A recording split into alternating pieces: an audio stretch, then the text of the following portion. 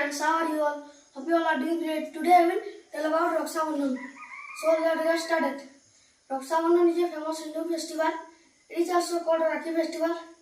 It is come in the month of August. It is festival of brother and sister. On this day, sister tie Rakhi to her brother.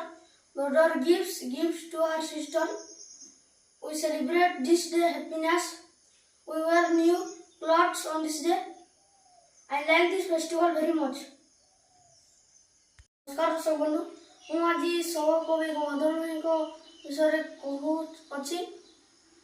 ସମ୍ମାନନୀୟ ସଭାପତି ମହୋଦୟ, ପୂଜ୍ୟ ଗୁରୁଜୀ ଓ ଗୁରୁମାବୃନ୍ଦ, ଏଠାରେ ଉପସ୍ଥିତ ମୋର ସାନ ବଡ଼ ଭାଇ ଭଉଣୀମାନେ, ଆଜି ହେଉଛି ସଭାକବି ଗଙ୍ଗାଧରଙ୍କ ଜନ୍ମଦିନ।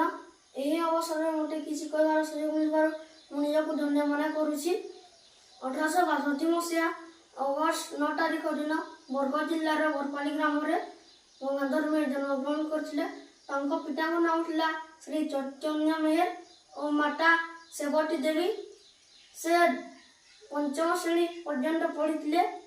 ପଞ୍ଚମ ଶ୍ରେଣୀ ପଢ଼ିଥିଲେ ମଧ୍ୟ ତାଙ୍କୁ ଇଂରାଜୀରେ, ସଂସ୍କୃତରେ, ହିନ୍ଦୀରେ ଗଭୀର ଜ୍ଞାନ ଥିଲା। ସେ ଅନେକ ଗୁଡ଼ିକ କାବ୍ୟ ରଚନା କରିଥିଲେ। ସେ ମଧ୍ୟରୁ ଥିଲା ତପସ୍ୱିନୀ, କିଚକବଧ, ପ୍ରଣୟ ବଲ୍ଲରୀ। ସେ କହୁଥିଲେ ଯେ ଉଚ୍ଚ ହେବା ପାଇଁ କର ଯେବେ ଆଶା, ଉଚ୍ଚ କର ଆଗେ ନିଜ ମାଟିର ଆଶା।